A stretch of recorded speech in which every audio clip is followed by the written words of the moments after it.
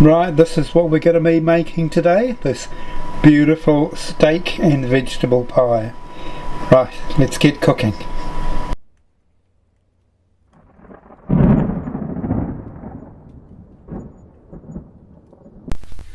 Well, good afternoon and welcome to my channel. My name's John.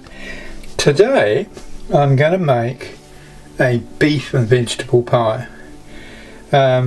This is not going to be sort of one of those cheesy ones, more of a hearty winter pie with onions, red kidney beans, beef which I'm going to defrost and then chop up finely, and some frozen peas. Right, let's get chopping. Right, so firstly we're going to get these onions underway. So a little bit of rice bran oil here, and then we'll throw in our chopped up onions. Rightio, first we'll get these onions in, and once they're sort of half cooked I'll put the beef in as well. Right, so I've finished chopping up the meat, and as you can see I've chopped it as finely as I possibly can, and I'm hoping that's going to give me a really nice smooth filling to my pie. Right, now the onions have softened, we'll put our beef in and we'll just brown that. Right, once that beef is browned, take it off the heat. I'm using bisto here as my gravy, so 2 tablespoons I'm putting in there, and then I've got some balsamic vinegar. We're going to go in with 2 tablespoons of that as well.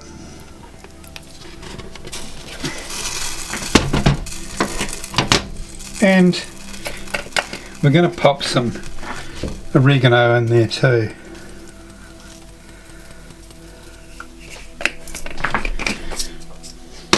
And then into that we're going to put 1 cup of water,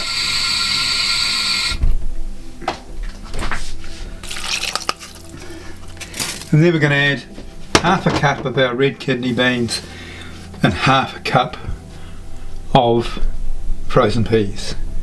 Okay, so with our half a cup of frozen peas and half a cup of red kidney beans, we'll give that a stir.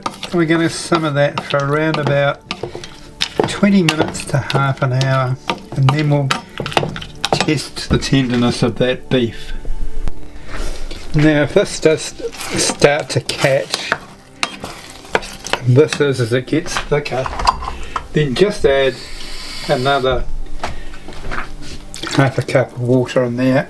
You can always reduce it at the end, but I'm going to give it a taste to see if it needs seasoning. Oh, that's beautiful. The only thing it needs is pepper. So we'll give it a good grind of pepper. Well, I'm just going to reduce that till it's a nice thickness. While that's happening, let's prepare the pastry. Right, the pastry. Now I think I have this conversation with you guys all the time. Every time I use flaky puff pastry, I normally buy it. Mainly because it's a good 3, 4, 5 hours to make, and it's time I don't have. Now I don't have any eggs to make an egg wash, so I'm just using some almond milk. Right, let's unroll this, and we're going to make the base part of the pie. So what I'm going to do is I'll just show you how to cut this out. Normally I go for about half a centimetre wider than what the normal circumference would be.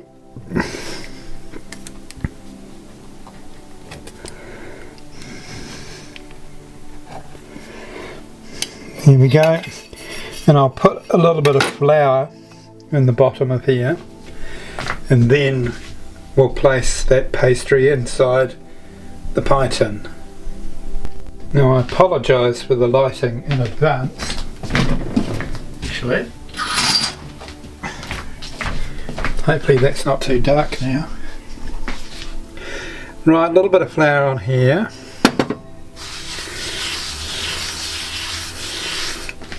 And then we can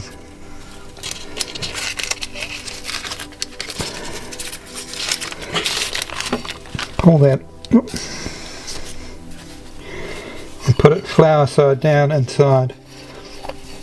Now use your knuckles and this in part of your finger.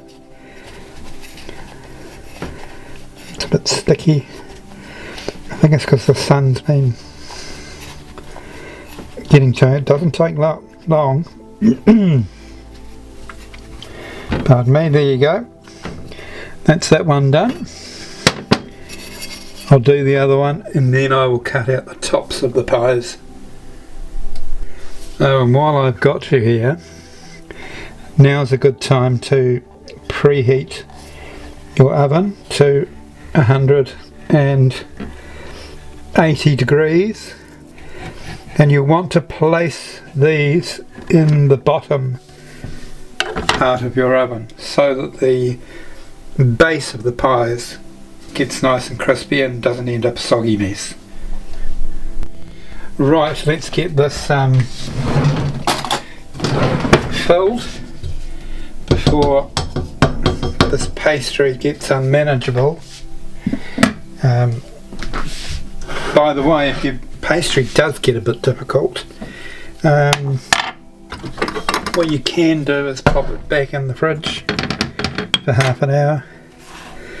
It does mean your dinner will be late by half an hour, and despite protestations from your children, if their pies are half an hour late, they are unlikely to die. Very unlikely. Then you can check with your physician, but I think you'll find that meals served half an hour late don't normally result in death.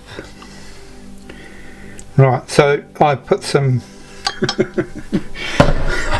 almond milk round the outside. Wicked boy, wicked boy. Right, don't fill it over the top of the lip of the pie. You might think you're being generous, but all that will happen is it starts squirting out and result in you having to clean your oven a lot sooner than you thought. Now we can just crimp the edges with a fork like this. This is a great way of doing it because, well, it's easy, it gives a good seal, and it looks pretty. Then I'm going to use my big knife actually for this. Let's put some decent holes in so it breathes as it's cooking, and then I can do the next one. Right, I'll come back when that's done. Right, now so that these get a nice texture to them, just go over with, well, you'll probably have e-gosh, but you can use milk, and this should give it a nice sort of glazed look. It's sort of a bit like the way people look when I start talking, really. That sort of glazed look. Okay, let's pop these in my oven, which is at 180 degrees. I'm going to pop it in for about half an hour. I'll have a look at it then, they're ready, I'll take them out. If they're not, I'll leave them in. Okay, here they are, straight out of the oven. Oh, wow. There you go. Let's have a look. Beautiful, nice and crusty underneath. That is the perfect pie. Right.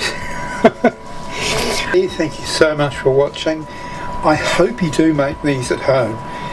Because they are a lovely treat on a cold evening, or any evening in fact, and even for lunch too. So give them a go. Catch you on the next recipe.